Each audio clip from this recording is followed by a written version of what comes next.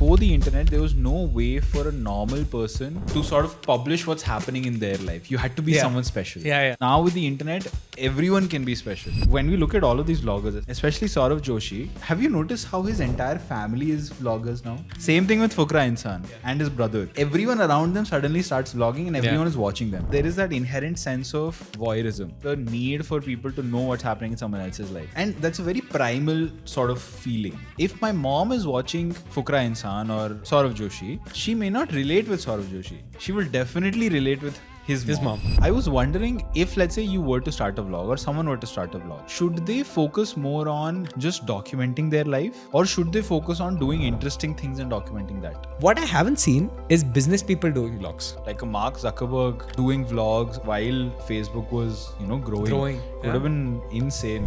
But vlogging and all is fine. Is vlogging something that makes a lot of money? Guys, before we jump into the episode, I just want to tell you that 83.8% of you still have not subscribed to the channel. It takes us so much work just to bring these episodes to you. And all we ask in return is for you to take 1 second, go down and hit the follow or subscribe button wherever you're watching this, because that is what helps us bring on better guests, grow the show, and bring you more value. So if you're with us so far, please take a second, go down, drop the subscribe button, tell the algorithm that you like watching, and let's jump into the episode. Today's episode, we want to talk about vlogging, right? We want to talk about the history of vlogging, why it works, why it doesn't work, the economics of it, how the people that we saw early on, let's say 5, 7, 10 years ago who started vlogging, how they have evolved over time, and does it make sense to look at like what can we expect from vlogging as a niche or format in 2026? Yeah, right? what some of our observations have been from the history and what some of our predictions are. Yeah. So that's vlogging is the overarching theme of today's episode. Yeah.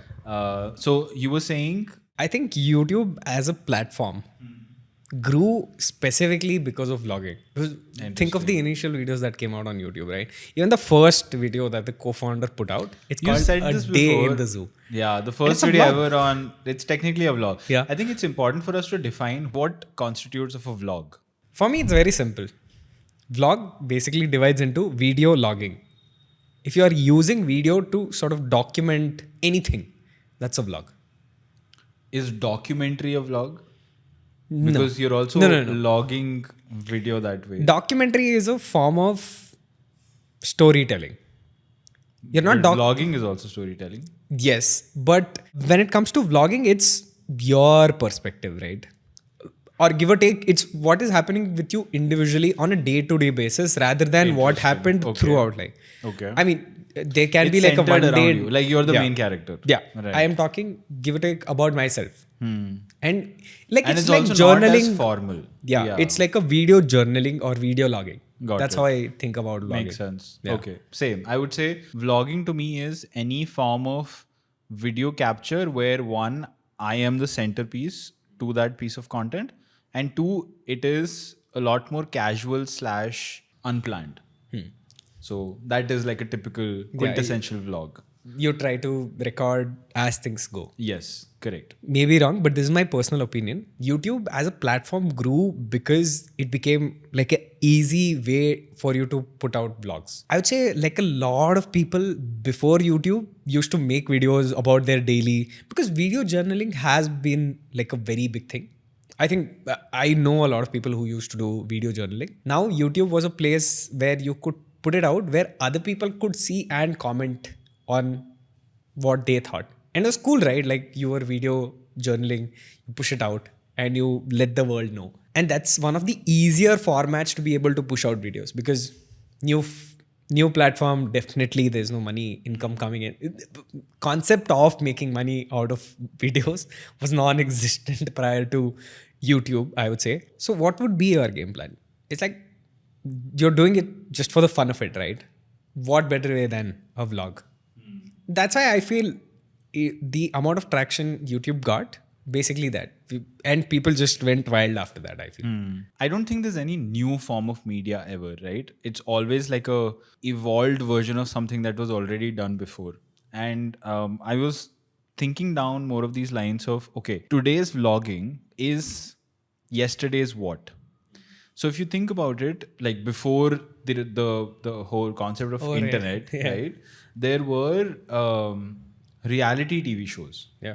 Right? There are these TV shows where like you follow like a celebrity, or you follow like a person who's really popular, and you try to see like what their life is like behind the scenes, right? One of the shows that is arguably one like the most popular is Keeping Up with the Kardashians. I don't know if you've seen any of the episodes. No, I haven't. I've seen a couple of them, and it's basically about Kim and Chloe. Right? Only two people. I thought it was so the it's whole mainly family. centered around Kim and Chloe, and then they have the half sisters and the brothers and This is a the big partners thing. and all of that, right? And it was one of the most successful shows run on, I think the channel was called E, like E exclamation. Producer was Ryan Seacrest. So Ryan Seacrest is like, he's a big time TV host basically, right? I don't think he's a singer, but he's like a TV host. He's the person who goes to judge dance shows and singing shows and all of that. They pitched it to him. He liked it. He pitched it to the channel, and that's how it kind of started. But I was thinking how before the internet, there was no way for a normal person to sort of publish what's happening in their life. You had to be someone special. Right?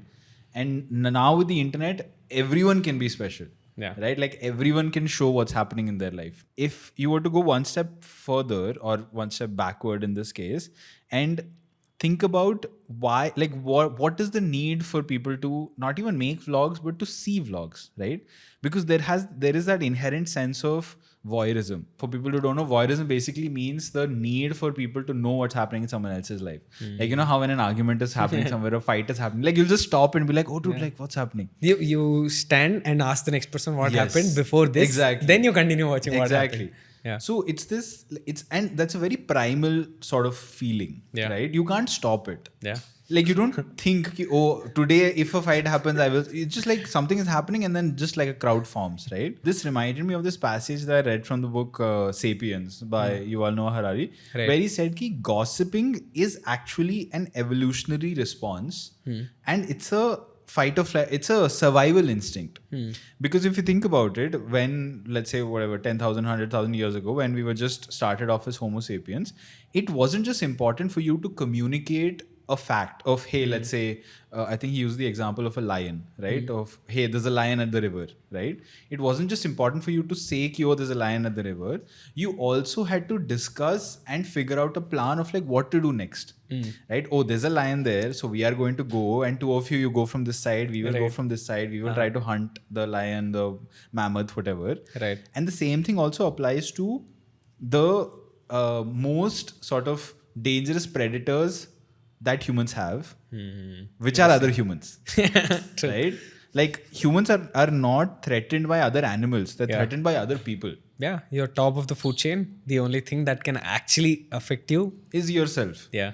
So now, in order for you to know what is happening around you, you have to keep an eye out for all sorts of information, right? So it's a very sort of evolutionary instinct for you to go and see oh, what is happening there? Oh, how much money are you earning? How like what are you doing? Why are you doing this? Yeah. So it might seem like it's a very sort of toxic or dramatic thing that you're indulging in, but it's actually a very evolutionary response to living in a society, right? Living with other people. That being said, I think vlogging stems from that need. Like if you think back in caves, there used to be that painting, right? Like I went and these 10 people, they went and hunted down the mammoth. In a way, it's the same thing. Like you're record of what happened. You're recording what happened with you or the people around you. With mass media, you couldn't do that. Like a normal person could not do that. Yeah. But as with the advent of the internet, now anyone can record what's happening with their life. And if you come little ahead of your cave, living in the caves to the television, I feel as people, we grew up watching a lot of reality shows. At least I grew up watching a lot of reality shows. I remember when I was in like maybe third, fourth, and Big Boss had just started, and it was all the rage. Everyone was just like hooked onto Big Boss. Yeah. And I am not into like this drama-driven shows, specifically like Big Boss. But I used to always watch History Channel. History Channel used to be my favorite go-to. As a channel also. Two shows that specifically has left an imprint in me. One used to be your Pawn Stars, and two PAWN. Yes. PAWN. You know. And that was a nice show. Yeah, and there was Garage Wars. I used to love both of it, and specifically because it felt like, oh, somebody walked into the shop and like things started happening after that. Oh God, dude, do you know how many seasons Pawn Star has aired? Yeah. 22 seasons, man. It is probably one of the longest running show, specifically in History TV, if I'm not wrong. It was the network's highest rated show. Yeah, I've seen it all throughout my childhood, and something like Storage Wars also been a part of my childhood. I loved it specifically because it was a day-to-day thing for those guys. It's like, oh, they're doing, somebody walks into the shop. Correct. It's a normal thing that happens. Correct. I really love the format specifically. There can be numerous reasons. When we got to this topic, I started wondering, isn't like vlogging like a variation new of age this? version Because of that. it's like, Correct. I am the shop here and I'm just like going out. Nobody's coming in, but I am going out to experience more things. Correct. And it became a format of documentation that way for the shop in the episode. And if I was an interesting enough person, it became a very good way for me to document. More often than not, there's a high probability I would never get to be on a show, or I would never get to have my own show. But this way, I definitely was able to put myself out there. And I feel that's why like people really like vlogging, and like vloggers become like this innate part of people. I think prior to the internet, TV hosting or like video jockey or however you may want to call it, that was the second most sought after profession. It definitely comes in top 5 professions that people wanted to be in. And I think there is that innate sense of, oh, I want people to know me. In as much as being like the reporter, there's a lot more of people, I want to be on TV, I want people to know me angle to it. And vlogging just made it easy. Right. Like YouTube, like just upload. Now need not convince a producer, a director, or like a channel to give you a chance to be on TV. Now you were your own TV. You know, I was just looking up a quote because as you were talking about Pawn Stars, it reminded me that, so if we were to double down on vlogging as a concept, right? The reason why these reality TV shows, I believe, have worked so well is because to a certain extent they're gamified. Right. Because if you look at, oh, what's happening in a shop every day, it's like, oh, it's some shop. Yeah. But there's always that uncertainty element. Oh, I can make this one better. So it was always a matter of, is the buyer making more money or am I making more money? It was like, oh, who got the better deal out of this? It was, okay, he's asking for this price, but like, is it worth it? Is it worth it? Or, you know, and then that expert will come and you'll realize, ki, oh, like the expert is saying, oh, this is worth like some 10 times more, right? And then the negotiation will happen. Plus, there is also the element of, hey, like, what is the item itself? They talk about some history. So there's a lot of variability, right? And I think that is the concept in reality TV inherently. That you don't know what will come next. Like, you have a brief idea, but you don't know how you'll reach. So there's a brilliant quote about storytelling. If you were to just condense storytelling into 30 seconds, it would be, storytelling is the intersection of intention and obstacle. So intention is someone wanting to do something. Obstacle is something stopping them from doing it. It's just that. Now, you can apply this anywhere. Big Boss is, hey, people wanting to win money. Obstacle is, there are a bunch of other challenges people in the middle and other people, right? So mostly other people. You can say KBC, right? So, you wanting to win whatever, like 1 crore rupees. And then a bunch of questions in the middle that you want to answer, right? And I think if you are able to master that, right? If you're able to master the intention and obstacle, like clearly state what your intention is and then document the obstacles, which is what vlogging is, if you think about it, right? As I'm saying this out loud, it makes sense ki vlogging is a great concept for individuals when they are documenting a journey to reach somewhere. Any person, right? That, hey, like I am trying to figure out X and I will document. That's what they say. What does Ritain and everyone say? Proof of work. Build in public. Right? So I will build in public. Right? So that is why vlogging works well, because you're like, hey, my goal is, you remember that girl, Faiza Kazim? Faiza, she's big on Instagram. She has her own agency and everything. And then she had that entire challenge of, oh, I am building a $50,000 agency. Everyone was doing that at one point. Oh, I am reaching $10,000 per month in revenue, and this is what I'm doing. There was that curly tails girl also from Bombay.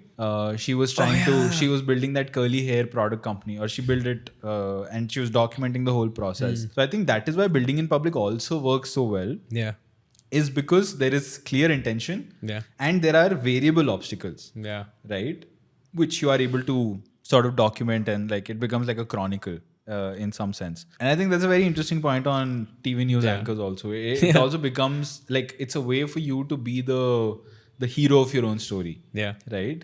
Like be the main character in some sense. And people are watching the news not because of the news, but because of you. Correct. And that used to be a bigger appeal for being like in prime time also. Actually, that's a very interesting point. I was reading I think it was some newsletter, and I was just trying to sort of dig deeper into vlogging, when someone talked about this idea of there are two types of creators. There's an idea creator and there's a relationship creator or a personality creator, right?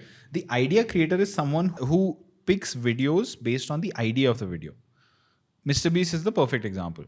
It's an idea. Oh, I bought an island, put 100 people, right? Oh, first one to leave the circle wins $1 million, right? Idea. Then personality creator is people who are doing whatever. This could be Emma Chamberlain. This could be Casey Neistat. This could be, who's a good idea creator in India? Tanmay Bhatt. Right, personality creator. He has done vlogs, he has done reaction videos, he has done skits, right? Anything, bro. Anything that you'll do, people will follow, right? And I think vlogging is a great example of the personality creator. Correct. Right, where people are following you for you. Of course, they're following for the journey, because like everyone wants to know the journey.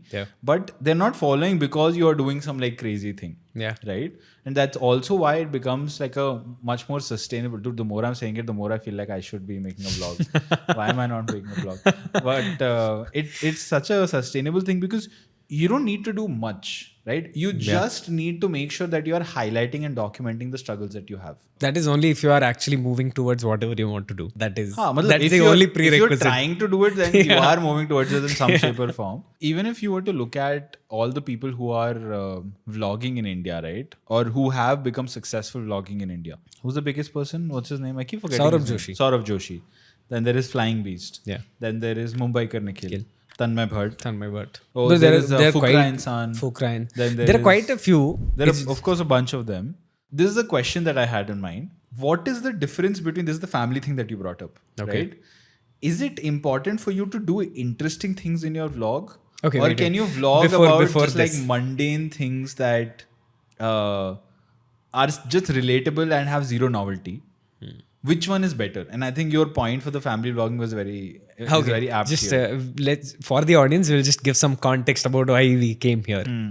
My observation. So I don't watch vlogs. So because I got into this rabbit hole, I started doing a lot more research on, what are the biggest vloggers and blah, blah, blah.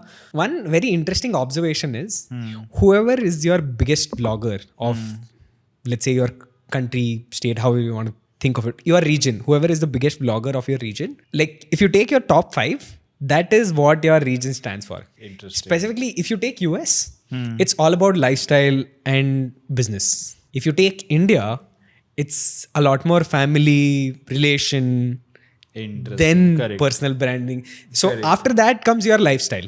Right. Your primary is always like this family overall thing, because your larger audience consumes that. Then you come here.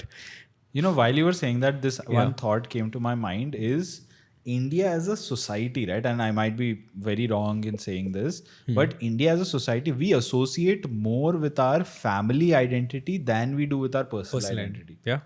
Right? Like you are a son first and like a corporate office worker later, right? Or like a CEO later, but you are a husband first, right? I think this happens with women more because like in tier 2, tier 3 India, I don't know about the population demographics, but I mean, women in tier 2, tier 3 India associate more with their sort of family identity, right? That, I'm a wife, I'm a mother, I'm a grandmother, so on and so forth. It's a very big part of our culture also. Like, of course. Yeah, you can be anything, but what are you if you're not Correct. good son, The extended father. family and all of that. Exactly. And why I was thinking that was when we look at all of these vloggers, especially who's the Sourav Joshi. Yeah. I keep forgetting his name. Especially Sourav Joshi. Have you noticed how his entire family is vloggers now? Same thing with Fukra Insaan and his brother. Yeah. I know that both of them have a vlog. Yeah. Then I think their mom, if I'm not wrong, has a vlog. His father also might have, like, everyone around them suddenly starts vlogging and everyone is watching them. Yeah. And I always used to wonder, who's watching these guys, right? I'm sure they're doing interesting things, but like, why is someone just watching an entire family independently? Just watch one person. No? Why do you have to watch everyone? And then when you said it, it makes a lot of sense that if my mom is watching, let's say, Fukra Insaan or Sourav Joshi, she may not relate with Sourav Joshi. She will definitely relate with his mom. Right? Exactly. And I think here also that relatability factor comes in very strongly. Yeah. Because again, the difference between like the personality creator and the idea creator, you may not relate with like a Mr. Beast or I don't know, someone doing like some insane stunt because you can't do that stunt. So you can look at it and be like, hey, okay, great. Oh, very nice. But when you look at someone who's making rotis, who's, you know, buying a new house or decorating their house for Diwali, or, you know, oh, like this one thing happened at home, I broke a glass. That's very relatable. Yeah. Right? Which is why more people gravitate towards it because like, oh, I can do this. Yeah. With like Casey Neistat, oh, I can, you know, jump on a skateboard and I can go on the road. Yeah. In theory, right? Or with Emma Chamberlain, I can wake up, be in my bathrobe and, you know, drink coffee. Oh, so relatable. Yeah. So I think that's also a big part of that relatability of like at a extremely wide, massy scale, you can relate with these people culturally, which is, I think, to your point of like so many people are to the top. If you think about it, all the top vloggers are making some of the other family content. Yeah. Flying Beast is known for his family content. Yeah.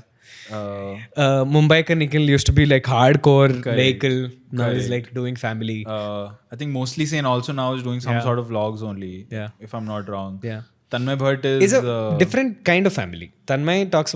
His family is a little different. It's mostly like other comedians. Yeah, exactly. Yeah. It's other comedians. Correct. The family there is different. Correct. But I feel it's still more family. Correct. Because if you think of any vloggers outside, it's mostly their daily life.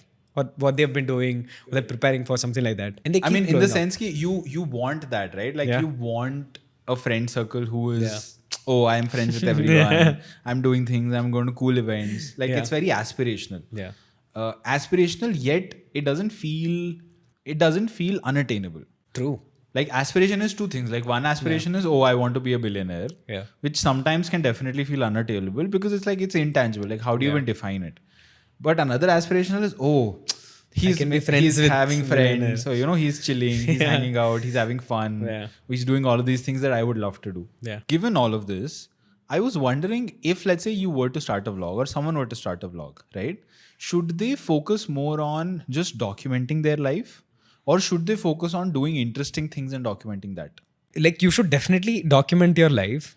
Like interesting things may or may not happen in your life. That's a very big if. And let's be honest, not on a regular basis, interesting things won't happen. But you have to be interesting as a person to be able to do vlogs. That's what I feel is that the crux of it. If I'm not an interesting person, then making vlogs can be hard. Yeah.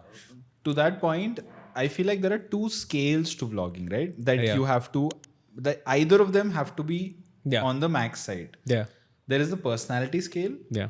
Then there is the eventfulness scale. Yeah. Right? So either you have a cardboard personality, but your life is very eventful. Right? True. Or you have a great personality and you can do with your life not being eventful. Yeah. Right? Like I'm sure if Tanmay Bhatt, being as funny as he is, he can just document, oh, we are painting our house and he can make that fun. Yeah. Right? Actually, his vlogs are not like big events, right? Like there's a small backdrop of big events because that's when he gets to meet a lot of these people. But it's like small most things. Of them are just at home Silly doing things. like correct. Yeah. So I think having that self-awareness is also important. Like what are you good at, right? Like is your life more eventful or is it more personality driven where you are, you know, sharing some sort of information or whatever? You can always strategically manipulate how you show it. Because Of course. that's the beauty of vlog, right? Oh, you can select your story, what you want to show. Dude, I That's remember why I feel one of my documenting favorite is very important. Casey Neistat episodes was about him losing a drone Yeah. somewhere, and Yeah. he has made this whole story about how I'm retrieving The that best drone. one ever. Haan. He still considered it as one of his best videos Correct. ever. Or if he had a recent one when he had moved to LA where he was talking about how like his soap does not stay. Like water collects in his soap dispenser, Right. Or no, like the soap, whatever, the katori thing, and then he made a whole entire video on how he has fixed that, right? And there's so many other such examples of him just like going about his day and making it more interesting. If you can figure out the intention for that video and you can properly document the obstacle, that is a successful vlog. And I feel you should always plan of doing it on aspects that you actually like doing in your life. Like vlog can be a good way to have fun in life. Correct. It's like you like driving, make your vlogs around driving. Dude. If you like working out, make your vlogs around working. Because if you don't enjoy the process of what you're doing while vlogging, there is no chance in God's green earth that you will actually make a vlog come out. Correct. Because like one, you are hesitant in doing whatever you're doing. Automatically, it reflects and you feel that video is bad. I think every successful vlog needs to have some sort of movement, right? Yeah. And I'll tell you what I mean by that. I mean movement either in physical movement. I think that's why travel vlogs work so well because the intent is so clear. I'm going from point A to point B. Correct. Yeah. So I'm going through this process and the intention is very clear. Or your movement could also be within your story or within the location with multiple characters. This is what David Dobrik perfected. That you are not going to places per se, but you have so many different characters that within the same situation you can have like multiple different things that are happening. And why I feel like vlog is like an evergreen concept is that the more you vlog, right, the more people start associating to what you are doing, almost like it's a movie set. And I think Colin and Samir talked about this key. Let's say if we were to start vlogging here, right. I'm sure when people come to this house for whatever intents and purposes, even now when they do, right, they see the set and they're like, oh, you shoot here. Right? So it's like, oh, I see something on my screen so often. I see this person, I see this. It's such a great example. Chat, Tanmay's dog. He has become a character now. Shashank, I think, his cook / all-in-one person. Right? He has become a character now. Same thing happened with Casey. There was a guy called Marlin, right? He was the UPS delivery person, and he had become like a character in the vlog, right? Farah Khan's vlog where like Dilip comes. Oh yeah, he is like right. Bro, he's in that the most expensive Flipkart ad also is there. Oh, okay, yeah. He's like big now. Yeah, like the character just grew. Correct. So it's that also. Can you narrate the story as if it's this universe that people get to be a part of? Yeah. Right? It's almost like a fly on the wall perspective. Oh, what's happening in your life and I'm part of that life, right? I feel like vlogging is like a no-brainer concept. If you can understand those two things, if either you have personality or you have eventfulness. So either you have like amazing personality or like your life is happening like anything, or if not, somewhere in the middle also works, right? But vlogging and all is fine. Let's talk about economics. Is vlogging something that makes a lot of money? What do you think? I don't think so, bro. I think the very few vloggers actually end up making money external to YouTube.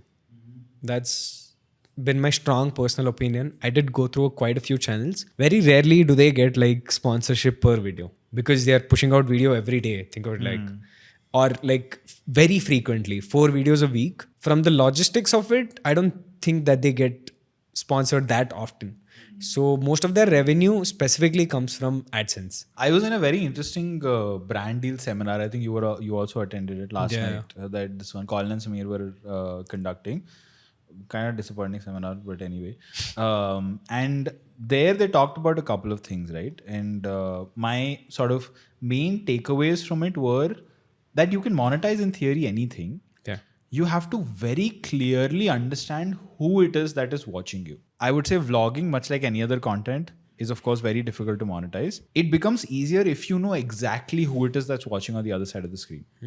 For example, if people were to watch us, like if either of us were to make a vlog, then we are talking to people who are either entrepreneurs or entrepreneurs We are talking to people who are either in or around the content industry, right?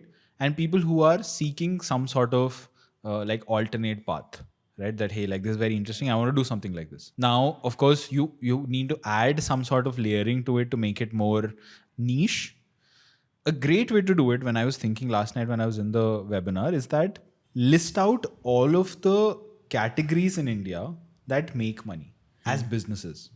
Okay. Right? So if you look at top performing industries, it is technology and IT, Okay. right? Renewable energy and green technology, Okay. pharmaceutical, manufacturing, Okay. finance, Okay. and EVs. If you look at this, if you sort it further from like the B2B/B2C lens, right? Because B2B doesn't really work on social media. So B2C lens mein, what do you have? You have something related to healthcare. Manufacturing mein, you can put like any sort of goods that are bought by consumers. So I would say like FMCG goods. You have finance, because finance is B2C.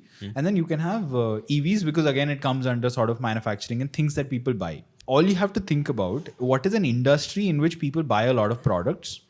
Either they buy a lot of it, so it's volume, or they buy one like every now and then, but the ticket size is high. For example, if you are an automotive creator, right? You're an automotive vlogger, which Mumbai Ka Nikhil was. I think he was into like bikes and all of these things, right?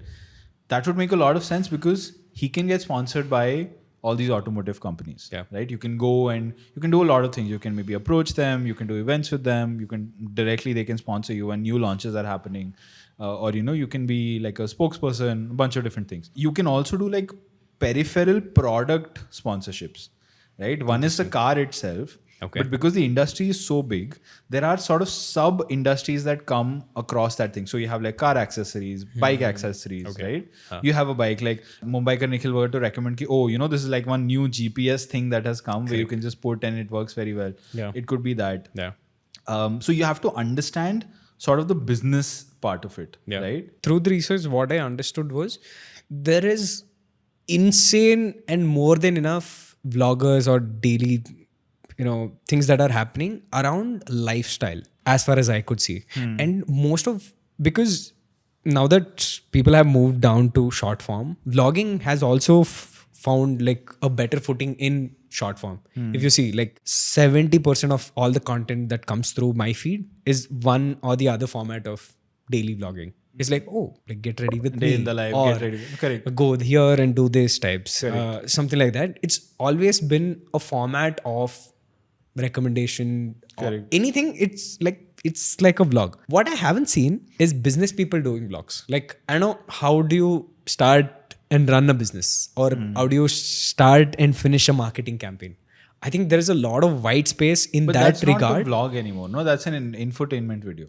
Yeah, but think of it this way, right? Have you seen Blue Learn? They used to do this vlog series Harish for from quite a Blue bit. Learn. Yeah, correct. They used to do this vlog series, and I actually like them. Like watching what happens day to day in an office as big as them. Right. Or what happens when you raise funding, and what does that feel like? Because a lot of behind the scenes that they showed was like the non-glamorous part of business, which you never get to see. I would like to see, bro, what it's like to be behind like a company that is actually operating. Right. So, that's actually an interesting point, because I was also thinking something similar. There comes a point where a lot of people start, like the art form becomes the format becomes the content. You start vlogging for the sake of vlogging.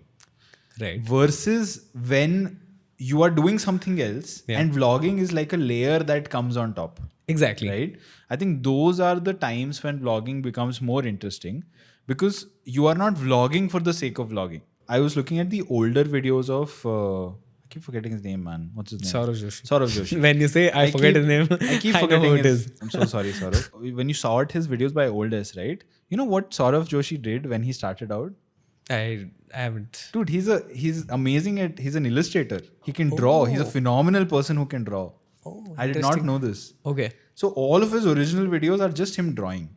Mumbai Ka Nikhil was, I think he was a cabin crew or a pilot or something. So all of these guys were doing something before, even if you look at Daniel Dillon. So he's sort of the new age vlogging person that really grew earlier this year and last year.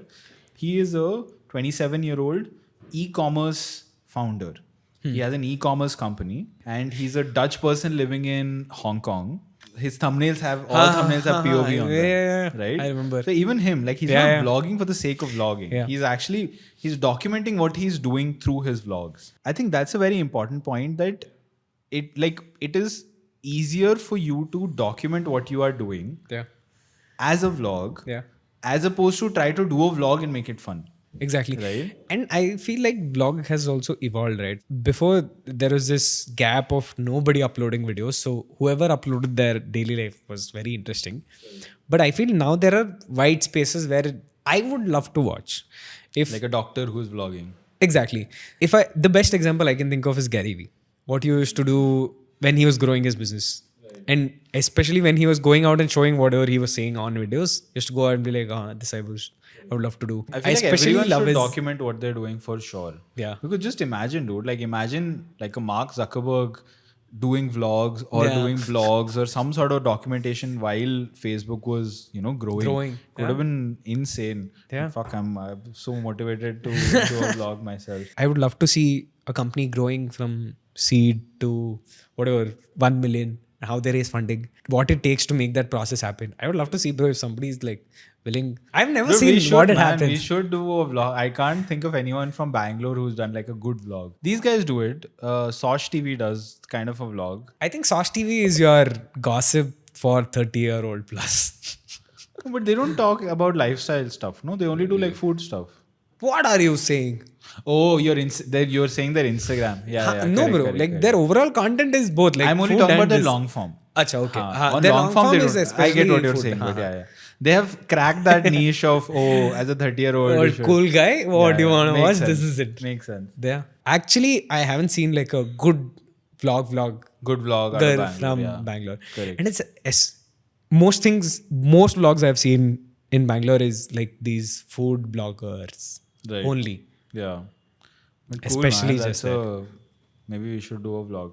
Yeah. But anyway, talking about the economics of vlog, coming back to that is key. I think at the end of the day, everything is attention. If you are clearly able to articulate and identify who is it that's watching your vlogs, then I think it's so much easier for you to like pitch to a brand, or like the baseline is you need to be getting views. Yeah. Like that's just the reality of things. Once that happens, then you can figure out how to do it, how to sort of expedite the process and make more money. I do feel like vlogging in general is a very sort of lifestyle thing. Yeah. And I think there is a lot of money in lifestyle inherently, just because India is a consumer sort of country. Yeah. Right. So we do consume a lot when it comes to food, when it comes to things that you buy, fast mover, consume. Our consumption is just like, we are just getting into consumption. So Correct. I can't D2C see products, skincare, all of these things. We will just see upwards of whatever consumption that is going to happen. Yeah. So if you're able to clearly sort of lay out who your audience is, and if you can identify the things that they spend money on, you can just go one by one and be like, hey, can I figure out a way to bridge the gap between my audience and someone who wants to sell to them? Yeah. Right. That's the idea. That's sort of like the oversimplified version of it. Another interesting point is that if you just look at marketing spends, right, by industry, FMCG is one of the largest marketing spends in India. Yeah. Giants like HUL, P&G, Coca-Cola, all of these large giants that make like generally either food or something that you get in like a grocery store. Those are the people who have the big money. Yeah. And those are also the people that you end up seeing sponsoring a lot of like the bigger sort of creators, right? I think Sindhu also mentioned in the podcast ki like your majority of your marketing spends actually come from here. Exactly. Like, give or take these three companies. Exactly. Just a trickle down. Yeah. And even if you think about it, why that happens is these are high repeat products. Yeah. Right. And there's no moat. Yeah. It's not like, oh, you're making a car that someone else cannot make. Yeah. Right. Or you're making a laptop that someone else cannot make. Like all of these things you can easily make. Anyone can make a biscuit. So because the moat is not there, the only way for you to be top of mind and for you to be like in the consideration of your target consumer's mind all the time is to bombard them with ads. Yeah. Right. And influencer marketing is another form of advertising. Especially for these bigger brands, it's always like a part of it is ads. And I think they're always on the lookout of, what is the current trend? like specifically how are people making decisions of purchase. They just want to be ahead of the curve always. Right. I think mostly that is what I've seen, and easier way is that. Correct. Additionally, very bullish on, and maybe this is just through my own content, on physical products and in-person sort of events, right? So if let's say you are a vlogger, Right. can you figure out some sort of, who does this really well? Do you know My Life, My Rules or My Life, My Rules? Yeah. He's not a vlogger, Yeah. but he has successfully transitioned from content on YouTube to selling out like significant Sold out shows. Yeah. He does for an his India tour comedy now. tour, right? So I think if you can successfully bridge that gap, I feel like that is another big opportunity where people are really looking for that experience thing. At least I can say for sure in 2025 and 2026 that people would, like, you put anything in front of them, they'll be like, hey, I want to come for this. For example, I have gone to a couple of these events that's called Pint of View. It's a replica or like an inspired by pub lecture series that happens in the US. Basically, the founders said we were waiting for them to come to India. They didn't, so we just started this ourselves. It's very interesting. They go to a pub. I think they go to a pub here only on 100 Feet Road. It's called Pint of View. It's basically they call a subject matter expert in like a core field. So I went to a lecture that was about space. And it was an entire 2-hour lecture about the moon, about why we haven't gone on the moon again, about why, like, the craters on the moon and, the tech that goes on to, like, everything about moon. Okay. And there are 70 people who have showed up paying anywhere from 700 to 1500 rupees to just come. You get one beer. And it's a fully like packed thing. I went a little like, I didn't find a place to sit. Crazy, bro. Yeah, it was fully packed. And there are so many people who are interested, who are doing this, and they seem to just be sold out week on week. If they do one every week, right? Then there are so many other events. Like I went and did like this presentation thing. Like it was almost like a stand-up show where you have to go and you have to do like a funny presentation, basically.